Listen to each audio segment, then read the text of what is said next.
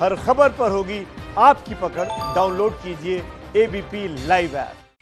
शाहीन बाग प्रदर्शन को लेकर सुप्रीम कोर्ट का एक बड़ा फैसला सामने आया है और आज इस फैसले के बाद लगातार जो शाहीन बाग के लोग हैं उनके रिएक्शंस भी सामने आ रहे हैं। और इस वक्त हम एक ऐसे शख्स के साथ मौजूद हैं जो एडवोकेट भी हैं और साथ ही साथ शाहीन बाग में रहते भी हैं। उस प्रदर्शन को उन्होंने बारीकी से देखा है।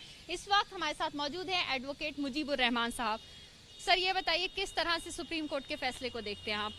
कैसे संतुष्ट हैं फैसले से? क्योंकि आपने बारीकी से इस प्रदर्शन को भी देखा है, खुद भी एक लॉयर हैं, किस तरह से देखते हैं फैसले को? देखिए, अभी फैसला अपलोड नहीं हुआ है, लेकिन जो सिनॉप्सिस मीडिया के अंदर आई है वो मैंने देखी। उसके अंदर सुप्रीम कोर्ट का कोई निगेटिव पर्सपेक्टिव नहीं है प्रदर्शन को लेकर के, क्योंकि जो प्रदर्शन है वो तो एक संवैधानिक अधिकार है।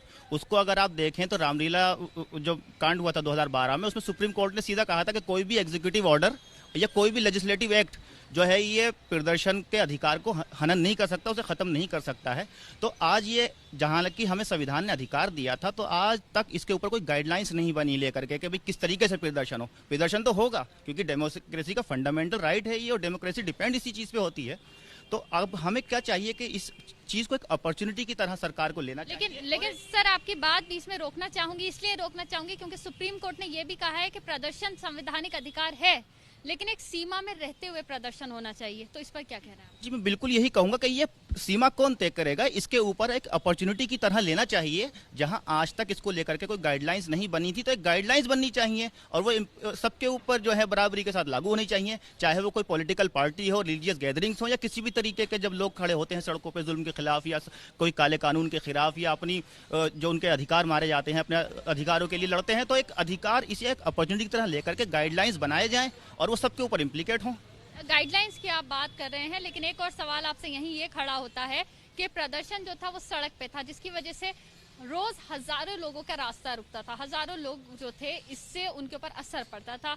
तो इस वजह से सुप्रीम कोर्ट ने ये फैसला भी सुनाया और साथ में कुछ चीजें भी दी, जैसे प्रशासन को अधिकार दिया कि बिना कोर्ट के आदेश के प्रशासन एक्शन ले सकता है। इस पर क्या कहना चाहेंगे? सबसे पहले मैं इस पे कहूंगा कि आप भी इसी हिंदुस्तान में रहती हैं और मैं भी इसी हिंदुस्तान में रहता हूं, जहां पर आप हर पॉलिटिकल पार्टी, चाहे वो सरकार में बैठे हों या अपोजिशन में बैठे हों, उन्होंने कहा है कि हम सड़क से संसद तक अभियान चलाएंगे। ये क्या मतलब है? चक्का जाम आपने हिंदुस्तान में सुना होगा, कभी बीजेपी अलग अलग राज्यों में चक्का जाम करती थी, उसकी तो पूरी इतिहास अपोजिशन में बैठने का है। तो उन्होंने जो चक्के जाम किए हैं वो क्या चीज़ है?